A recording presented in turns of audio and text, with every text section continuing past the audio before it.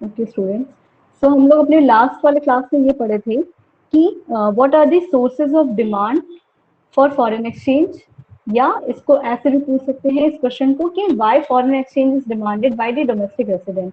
Means foreign exchange का demand क्यों किया जाता है, या फॉरेन एक्सचेंज का डिमांड करने का क्या क्या सोर्स है, कहाँ कहाँ से फॉरेन एक्सचेंज की डिमांड की जा सकती है। इस तरीके से क्वेश्चन बना के पूछता है डिमांड के बारे में कि फॉरेन एक्सचेंज का डिमांड होता है तो क्यों होता है। अब अगर हमें ये बात पता चल गई कि फॉरेन एक्सचेंज की डिमांड करने का कारण क्या क्या है या क्यों किया जाता है, ये पता चल गया। फर्स्ट रीजन क्या था, सबसे पहले कि इंपोर्ट होता है जब भी गुड्स एंड सर्विसेज का फॉरेन कंट्री से, तो हम फॉरेन एक्सचेंज की डिमांड करते हैं। दूसरी बात, फॉरेन टूर जब के लिए जाते हैं तो डिमांड होता है फॉरेन एक्सचेंज का। थर्ड क्या था, इन्वेस्ट करते थे जब हम लोग फॉरेन कंट्रीज में, यानी फॉरेन कंट्रीज में कभी भी इन्वेस्टमेंट होता है उसके लिए भी डिमांड की जाती है फॉरेन एक्सचेंज की। And the last point was कि यूनिलैटरल ट्रांसफर, जब हमें फॉरेन कंट्रीज में किसी अपने फ्रेंड्स या रिलेटिव को गिफ्ट या ग्रांट सेंड करना होता है, यानी यूनिलैटरल वन साइडेड पेमेंट करना होता है, वन वे ट्रांसफर करना होता है, तो भी क्या होता है कि फॉरेन एक्सचेंज की डिमांड होती है। तो ये सब थे sources of foreign sources of demand for foreign exchange. Now, a second question is, why does demand for foreign exchange rise when fall in its price? बोल रहा है इस क्वेश्चन में कि क्यों फॉरेन एक्सचेंज की डिमांड जो है वो बढ़ जाती है जब भी उसकी प्राइसेस जो है वो कम हो जाती है। इस क्वेश्चन में क्या बोल रहा है कि जब भी फॉरेन एक्सचेंज की प्राइस कम होती है तो फॉरेन एक्सचेंज की डिमांड बढ़ती क्यों है। जैसा कि हम लोगों ने यहाँ पे देखा भी था कि डिमांड और प्राइस, फॉरेन एक्सचेंज की क्वांटिटी डिमांड और प्राइस में इनवर्स रिलेशनशिप होता है। जैसे कि एक चीज अगर बढ़ रही है तो दूसरी चीज घट रही है। वही बात यहाँ पे पूछ लिया कि बताओ क्यों होता है ऐसा, कि जब भी इसकी प्राइसेस जो हैं फॉल होती हैं तो डिमांड क्यों बढ़ जाती है फॉरेन एक्सचेंज की। तो हम क्या रीजन बताएंगे कि प्राइसेस कम हुई और डिमांड क्यों बढ़ी। अब देखो, अगर हमें इंपोर्ट कराना है, हमने सोर्सेस देखा था ना, तो ये हमारे सोर्सेस थे फॉरेन एक्सचेंज डिमांड के जो सोर्सेस थे। सबसे पहला सोर्स हम लोग पढ़े ही थे, क्या लिखा हुआ था, इंपोर्ट लिखा हुआ था। इंपोर्ट करने का क्या मतलब है कि हम फॉरेन से गुड्स एंड सर्विसेज को परचेज कर रहे हैं या बाई कर रहे हैं। अब हम जब भी फॉरेन से गुड्स एंड सर्विसेज को बाई करेंगे तो क्या करेंगे कि जो उसके वहां पे जो भी प्राइस चल रहा होगा, अगर बोल रहा है कि प्राइस कम हो गई ना, पहले जितना सामान खरीदते थे उसके कंपैरिजन में अब फॉरेन एक्सचेंज की प्राइस जो है वो रिड्यूस हो गई है। प्राइस जो लिखा है ना यहाँ पे, प्राइस अगर फॉल हो जाती है तो क्या हम पहले के जितने क्वांटिटी में ही गुड्स अभी भी मंगाएंगे वहां से ना। क्या होता था कि अब पहले मैंने $1 से एक सामान मंगाया था जो कि मुझे 70 रुपीज का पड़ता था। अब किसी दिन पता चला कि अब जो है वो $1, अब जो है वो $1 क्या हो गया, 70 रुपीज नहीं रहा, और भी कम हो गया है। अब मतलब $1 मुझे सिर्फ और सिर्फ ₹1 का पड़ रहा है। यानी कि अगर मुझे $200 की एक शर्ट मंगानी है फॉरेन एक्सचेंज से, मतलब फॉरेन एक्सचेंज करके, यानी कि यूएस मार्केट से, तो अब मुझे 200 रुपी पे करने पे ही $200 का जो है सामान मिल सकता है। ये बात समझ में आ रही है। पहले क्या हो रहा था कि अगर मैंने कहा है कि आपको $1 जो है वो 70 रुपी का है, इसका मतलब है कि अगर $200 की बात करेंगे तो कितना हो जाएगा, 14,000 रुपी पे करना पड़ेगा। इतना पैसा पे करना पड़ता अगर हमें $200 का कुछ सामान मंगाना होता तो। बात समझ में आ रही है। लेकिन अब क्या हो गया, अगर मैंने कह दिया कि ये प्राइस घट गया, ये प्राइस कम होगी, क्या बन गया, अब जो $1 है वो ₹1 के इक्वल हो गया, इक्विवेलेंट हो गया। यानी कि अब जो है सिर्फ मैं अपने जेब से कितना रुपी, 200 रुपी दे के ही $200 का सामान परचेज कर सकते हैं या इंपोर्ट करा सकते हैं। तो प्राइस जैसे कम होती है फॉरेन एक्सचेंज की, उसकी डिमांड क्या हो जाती है, बढ़ जाती है।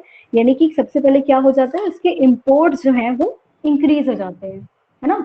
इंपोर्ट इंक्रीज हो जाता है तो हम यही बात लिख के बताएंगे। पहली पहली बात क्या होगी, इंपोर्ट बढ़ जाएगा। प्राइस कम हुई, फॉरेन एक्सचेंज डिमांड में क्या चेंज आएगा, सबसे पहली बात कि उसका इंपोर्ट इंक्रीज हो जाएगा। क्यों इंक्रीज होगा ये बात भी लिख के बता देंगे कि when the price of foreign exchange fall then foreign goods become relatively cheaper. पहले के कंपैरिजन में अब जो है वो सामान और सस्ता मिलने लगा था, तो रिलेटिवली चीपर हो गया था। And it may lead to increase in import, और इसकी वजह से क्या हो जाएगा, इम्पोर्ट जो है पहले से ज्यादा, जो हम पहले एक ही सामान मंगाते थे मेरा ज्यादा पैसा लग जाता था, अब मेरे पास पैसा बचेगा तो हम और ज्यादा ही जो है इम्पोर्ट करा पाएंगे, है ना, resulting in more demand of foreign exchange. अगर हम ज्यादा इम्पोर्ट कराएंगे, यहाँ पे था ना, अगर ज्यादा इम्पोर्ट होता है तो डिमांड भी जो है फॉरेन एक्सचेंज की क्या हो जाती है, ज्यादा हो जाती है, यानी अब और ज्यादा डिमांड करेंगे हम फॉरेन एक्सचेंज का। ये बात समझ में आई कि फॉरेन एक्सचेंज की डिमांड कैसे बढ़ जाती है अगर उसकी प्राइसेस जो है वो कम होती हैं। प्राइस कम होने की वजह से रिजल्ट इम्पैक्ट ये पड़ेगा कि हमें अब सामान सस्ती मिलने लगेगी, तो हम और ज्यादा इंपोर्ट को बढ़ाने लगेंगे, हम अपने इंपोर्ट को इंक्रीज करेंगे। पर अगर इंपोर्ट इंक्रीज हुआ यानी कि हमें डिमांड भी तो इंक्रीज करना पड़ेगा फॉरेन एक्सचेंज का पेमेंट करने के लिए, तो प्राइस कम होने की वजह से क्या हो गया, डिमांड इंक्रीज हुआ। इज इट क्लियर, ये बात समझ में आई? Reply me with the yes और no. Yes ma'am. Yes ma'am. Okay,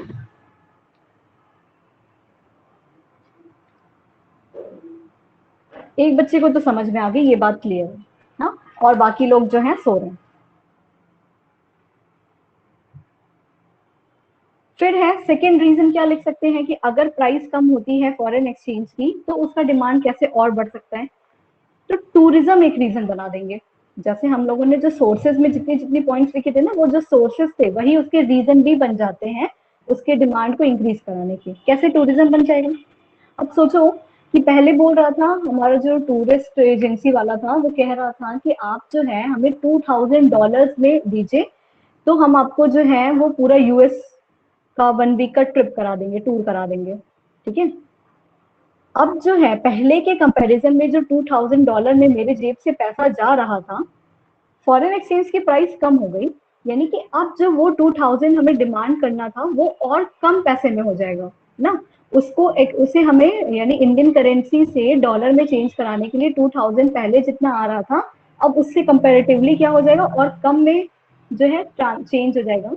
तो क्या होगा कि fall in the prices of foreign exchange promotes the tourism of that country. पहले तो हमें $2000 बहुत ज्यादा लग रहा था कि $2000 देने का मतलब है कि अगर $1 ₹70 का चल रहा है ना, अगर $1 जो है वो ₹70 का चल रहा है, तो देखो यहाँ लिखा हुआ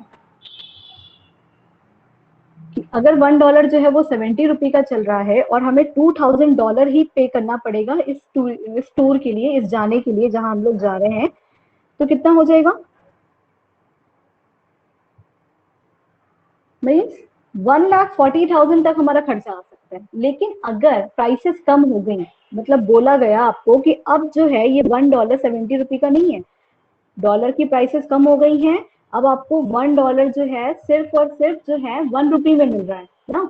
ये एक एग्जाम्पल है, सिर्फ ऐसा पॉसिबल नहीं है कि $1 और ₹1 जो है अभी इक्वल होगा, ये सिर्फ एग्जाम्पल के लिए है कि अगर मान लो प्राइस कम हो जाती है तो अब हमें क्या होगा कि अब हमें $2000 के लिए कितना रुपीज लगाना पड़ेगा, सिर्फ जो है वो ₹2000 में ही हम टूर कर पाएंगे।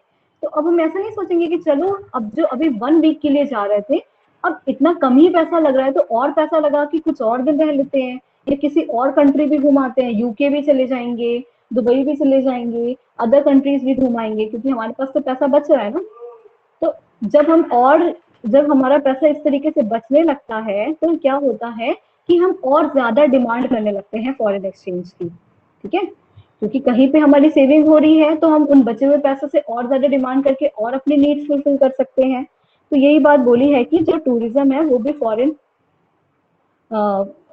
अगर उसकी प्राइसेस फॉरेन एक्सचेंज की कम होती है तो टूरिज्म भी प्रमोट होता है, यानी कि लोगों को और ज्यादा मन होता है कि वो फॉरेन कंट्रीज में जाके घूम ले, है ना। पहले जो चीजें नहीं कर पा रहे थे या पहले बहुत 2 दिन के लिए जा रहे थे, अब वो 4 दिन के लिए जाके रहेंगे वहां पे, और ज्यादा पैसा अपने जेब से खर्च कर सकते हैं, यानी कि अल्टीमेटली और ज्यादा डिमांड बढ़ा देंगे फॉरेन एक्सचेंज की, ठीक है। थर्ड रीजन लिखा हुआ है कि इन्वेस्टमेंट, इन्वेस्टमेंट में भी सेम यही रीजन, यही सारी चीजें वैलिड करेंगी कि अगर प्राइसेस कम होती हैं फॉरेन एक्सचेंज की तो फॉरेन कंट्रीज में जो इन्वेस्टमेंट है वो ज्यादा ही और ज्यादा बढ़ जाएगा। यानी कि अब हमें अगर फॉरेन कंट्रीज में कोई भी बिल्डिंग लगाना बनवाना है या कुछ भी करना है, उसके लिए हमारे पास ज्यादा पैसा बचेगा, हम और ज्यादा इन्वेस्टमेंट का अमाउंट बढ़ा सकते हैं। इन्वेस्टमेंट का अमाउंट बढ़ाने के लिए हमें फॉरेन एक्सचेंज की डिमांड को भी और ज्यादा ही क्या करना पड़ेगा, बढ़ाना पड़ जाएगा। ये बात समझ में आ रही है किस तरीके से फॉरेन एक्सचेंज की डिमांड जो है इंक्रीज होती है जब भी उसके प्राइसेस कम होते हैं। Is it clear? ये बात समझ में आई? Yes, ma'am. Okay, is there any doubt? Now ये क्लियर हुआ सबको, डिमांड जो है वो इंक्रीज कब क्यों होता है, जब प्राइस फॉल होती है तो होता है। ये बात तो हम पीछे पढ़ चुके थे, लेकिन क्यों होता है, रीजन पूछ रहे हैं यहाँ पे, तो हम उसको इस तरीके से पॉइंट वाइज पॉइंट रीजन लिख के बताएंगे। क्या कि इंपोर्ट इंक्रीज होता है, उसकी वजह से डिमांड बढ़ाना पड़ता है, और टूरिज्म जो है वो प्रमोट होता है, उसकी वजह से जो है डिमांड बढ़ती है फॉरेन एक्सचेंज की, और इन्वेस्टमेंट भी जो है हम ज्यादा कर सकते हैं, जिसकी वजह से क्या होता है, डिमांड फिर से इंक्रीज किया जाता है फॉरेन एक्सचेंज का। ओके, अब एक होमवर्क वाला क्वेश्चन है इसके बाद। यहाँ बोल रहा है ना कि why does demand for foreign exchange fall with rise in its price, just vice in versa वाला चल रहा है कंडीशन, कि अगर प्राइस जो है यहाँ पे फॉल हो रही है, यानी कि प्राइसेस क्या हो रही है यहाँ पे, इस वाले क्वेश्चन में प्राइसेस फॉल हो रही थी तो डिमांड इंक्रीज हो रही थी। लेकिन यहाँ सेकंड थर्ड क्वेश्चन में ये होमवर्क वाला क्वेश्चन है कि अगर प्राइसेस राइज हो रही होंगी तो ऑब्वियसली अगर प्राइसेस राइज हो रही है तो डिमांड क्या हो रहा होगा, घट रहा होगा, फॉल हो रहा होगा। क्वेश्चन पूछ रहा है कि क्यों, रीजन बताओ क्यों। तो ये क्वेश्चन कर लेंगे अपने आप से। Yes, ma'am. सब लोग ओके ओके ओके, ठीक है। ऐसे ही हम रीजन लिख के बताएंगे, एक हिंट दे सकते हैं कि इसी तरीके से जैसे पीछे वाले क्वेश्चन को हम लोग किए थे उसी तरीके से, बस इसमें कुछ बातें जो हैं वो बदल जाएंगी। स्टेटमेंट कैसे बदलेगा वो अपने आप लोग बना ही लेंगे, अगर ये वाली बात एकदम अच्छे से क्लियर हो गई है तो। ठीक है, प्राइस कम हो रही थी तो डिमांड क्यों बढ़ रही थी बताए हैं, पूछ रहे हैं यहाँ पे कि अगर प्राइस बढ़ रही है तो डिमांड क्यों कम हो रहा है, ये वाली बात बताओ, बता देंगे। आगे बढ़ते हैं हम लोग अपने नेक्स्ट वाले टॉपिक पे, और यहाँ पे बोल रहा है कि सप्लाई या इनफ्लो ऑफ फॉरेन एक्सचेंज। अच्छा, यहाँ जो हम लोग डिमांड पढ़े थे इसमें ये बात समझ में आई कि ये आउटफ्लो क्यों लिखा हुआ था। हाँ, डिमांड में फॉरेन एक्सचेंज का आउटफ्लो क्यों हो रहा था, टेल मी, ये बात समझ में आई? आंसर मी, आउटफ्लो क्यों लिखा हुआ था, क्योंकि जब यहाँ पे देख लो, जब भी यहाँ पे क्या चल रहा था, यहाँ इंपोर्ट हो रहा था, है ना, और हम लोग टूर करने के लिए विदेश जा रहे थे, ना कि विदेश से आ रहे थे, तो हमारा पैसा जो हमारे कंट्री का करेंसी है वो हमेशा बाहर की तरफ जा रहा था, वो कभी कंट्री में आ नहीं रहा था। परचेज करने के लिए जब हम लोग ने इंपोर्ट किया तो भी हमारी करेंसी जा रही थी, फॉरेन एक्सचेंज जो है अगर के पॉइंट ऑफ व्यू से देखेंगे तो हमारा पैसा जा रहा था, टूरिज्म के टाइम पे भी पैसा जा रहा था, इन्वेस्टमेंट के टाइम पे भी जो है आउटफ्लो हो रहा था।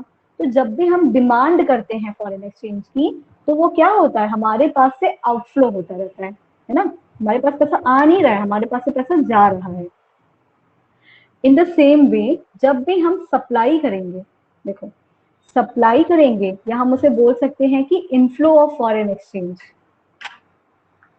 समझ में आई बात? सप्लाई करने का क्या मतलब हो जाता है, सप्लाई करने का मतलब है कि कब हमारे देश में पैसा जो है उसकी फॉरेन एक्सचेंज की सप्लाई हो रही है या फॉरेन एक्सचेंज आ रहा है। जैसे कि मान लो ये कंट्री है इंडिया, है ना, ये इंडिया कंट्री है और ये जो है वो रेस्ट ऑफ द वर्ल्ड है। इंडिया हो गया, रेस्ट ऑफ द वर्ल्ड हो गया। अभी तक क्या हो रहा था कि इंडिया जो वाले जो है यहाँ से फॉरेन से कभी शर्ट खरीद के ला रहे थे, कभी जो है कुछ सर्विसेज खरीद के ला रहे थे, है ना, और कभी जो है वहां यहाँ जाके बिल्डिंग बनाने के लिए जो है पैसा भेज रहे थे। तो शर्ट अगर परचेज करेंगे या कपड़े का परचेज करेंगे या कोई मोबाइल फोन परचेज करेंगे फॉरेन कंट्री से तो उन्हें पैसा देना पड़ता था यहाँ पे। अगर बिल्डिंग पर बनवाने वाले हैं वो लोग किसी फॉरेन कंट्री के अंदर, या कोई फ्लैट खरीद रहे हैं या कोई घर खरीद रहे हैं, तो भी यहाँ से पैसा जाता था, आउटफ्लो होता था। और अगर कोई भी काम कर रहा है, जैसे टूरिज्म के लिए कहीं घूमने के लिए जो है कोई जो है मॉरिशस गया या कहीं पे भी गया, तो भी जो है हमको पेमेंट करना पड़ता था, पैसा देना पड़ता था। तो यहाँ पे सब क्या हो रहा था, आउटफ्लो हो रहा था, आउटफ्लो हो रहा था।